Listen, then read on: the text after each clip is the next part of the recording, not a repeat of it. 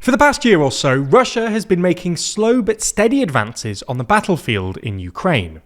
While the pace of these advances has been unimpressive, at the current rate it would take Russian forces over 83 years to capture the remaining 80% of Ukraine, the fact that Ukraine hasn't been able to turn the tide has led many commentators to conclude that Ukraine has essentially lost the war and should thus sue for peace. However, in the past few weeks or so, Ukraine has actually made a series of surprising advances, especially in Donetsk. So, in this video, we thought we'd take another look at what's happening in Ukraine, and how the Ukrainian army's recent advances complicate both a popular narrative that Ukraine has already lost, and the prospect of peace negotiations.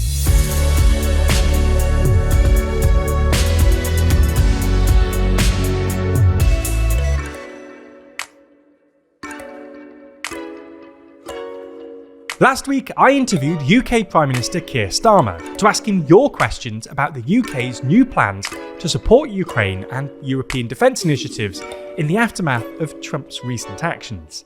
Watch the video now by clicking the link in the description.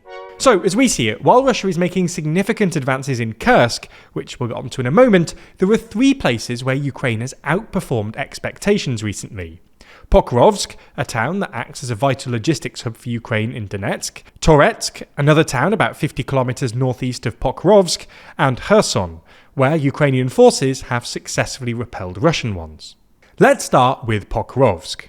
For context, Pokrovsk is a small city that lies roughly 50 kilometers from Donetsk city, and it's of massive strategic value to the Ukrainian army. As you can sort of see just from looking at a map, Pokrovsk sits at the intersection of 6 main roads, and it plays a central role in Ukraine's logistical operation in the east. Anyway, until really quite recently, it looked like it was going to be the next Bakhmut. The two cities are of similar size, and the Russians had been making steady progress towards the outskirts since taking the Donetsk suburb of Avdiivka early last year. By early February, it looked like the city's encirclement was pretty much inevitable. The Russians had reached the southern outskirts and were advancing to cut off the roads running to Zaporizhia. It looked, as in Bakhmut, like Ukraine's high command was going to face a difficult dilemma: withdraw from a key logistics hub, which would probably invite further Russian advances, or fight on and risk hundreds or even thousands of troops being encircled. However, in the month or so since, Ukraine has actually pushed Russia back. Ukraine has since taken Pishcheny and Kotlin, two villages to the east of Pokrovsk, and the city looks relatively safe, at least in the immediate future.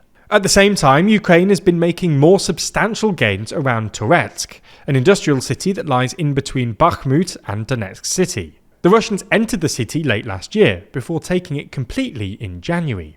However, in the past couple of weeks, Ukraine has staged a series of successful counterattacks, and it looks like they've encircled a Russian contingent in the centre of the town.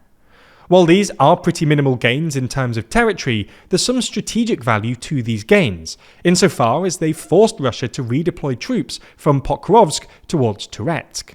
Anyway, the third place where Ukraine has outperformed expectations is around Kherson city, in the south. For context, Kherson city sits just on the right bank of the Dnipro River, and it's been under Ukrainian control since late 2022, when a Ukrainian counterattack successfully forced Russia out of the city onto the left bank of the Dnipro. However, with ceasefire negotiations looming, Russian forces have suddenly staged one last attempt to regain some territory on the right bank of the Dnipro, by trying to establish a so-called bridgehead, i.e. a position on the other side of the river that can act as a base for further gains. This is presumably because, as things currently stand, Russia's claim to the entirety of Kherson Oblast looks, well, a bit silly, given Russia controls not much more than half of the Oblast and none of Kherson city. Unfortunately for the Kremlin, these attempts have been remarkably unsuccessful. According to the Ukrainian governor of Kherson, Russian forces have tried to cross in 4 locations, but all of these efforts have failed, incurring massive casualties. There are echoes of the Ukrainian attempt to do the same thing in late 2023. Back then, Ukraine tried to establish its own bridgehead on the left bank of the river to reach the Russian-occupied town of Iluzhka, but this didn't really work, and Ukraine suffered some pretty steep losses. Now, it's important not to overstate these victories. In territorial terms, they're pretty minimal, and Russia is making better progress in Kursk, the Russian oblast that Ukraine invaded late last year. While Ukraine still controls some territory here, they've been essentially pushed back into the city of Sudzha, and there's a risk of encirclement if the Russians continue to advance at a steady rate. Nonetheless, the fact that Ukraine is actually making gains in the east does provide some evidence against the popular narrative that Ukraine's demise on the battlefield is inevitable. So, what impact might this have on the upcoming peace negotiations? Well, it's hard to say. On the one hand, Ukraine's recent advances will probably make Russia more open to negotiations. Until really quite recently, negotiations looked essentially impossible because it was hard to see the Kremlin agreeing to talks when they had the upper hand on the battlefield. For instance, it was hard to see why Putin would agree to serious negotiations when it looked like Russia was about to encircle Pokrovsk, because, as we mentioned a second ago, Pokrovsk's logistical value meant that its collapse would probably precede further Russian advances.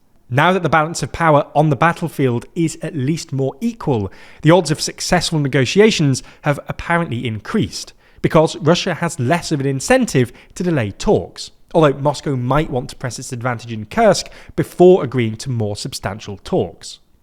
Conversely, however, it might make Ukraine slightly less willing to agree to negotiations, especially if Kyiv believes that Trump is trying to bully Ukraine into essentially a capitulation, which would explain why the US has done stuff like cut off intelligence sharing and even commercial satellite access recently, to say nothing of the sort of rhetoric currently coming out of the White House. On Friday, for instance, Trump's Ukraine envoy Keith Kellogg likened the suspension of intelligence sharing to hitting a stubborn mule. Anyway, the point we're trying to make is that if Ukraine decides that the peace deal negotiated by the US is just not good enough, their recent success on the battlefield, plus Europe's recent moves to step up support, might encourage them to just refuse the deal and try their luck without American support. Like a lot of things, this whole situation is very much in a state of flux. With Trump breaking international alliances and fundamentally changing geopolitics, the world has certainly felt more stable. Every day we're faced with weird headlines from Trump's trade war with Canada and Mexico, and Elon's not quite so efficient Department of Government Efficiency, or Trump declaring war on Mars to try and regain some international allies. Okay, that one might not be real. But we do dive deep into the chaotic world of US politics in our series WTF USA. That's our series where we explain everything that's happened in the land of the free. With Trump behind the Resolute desk, the number of WTF moments only looks likely to increase. Unlike some of our other series videos, the tone of WTF USA is more light-hearted and takes something of an irreverent look at what's going on. If you're interested, WTF USA can be found exclusively on Nebula. Nebula is also the home to other incredible original content from your favourite creators, like Tom Nichols' Boomers. Discussing everything from generational inequality, housing, the climate crisis, and pensions, the globe-trotting feature-length documentary tries to unpack the questionable legacy of the baby boomers. If you didn't know, Nebula is an independent creator-owned streaming platform that specialises in thoughtful content, from creators like Wendover Productions, Neo, and Real Life Lore.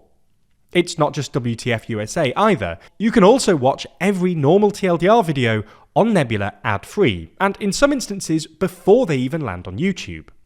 If you're not a member already, click our link in the description to get 40% off. We really hope you check out the series, and as always, thanks for your support.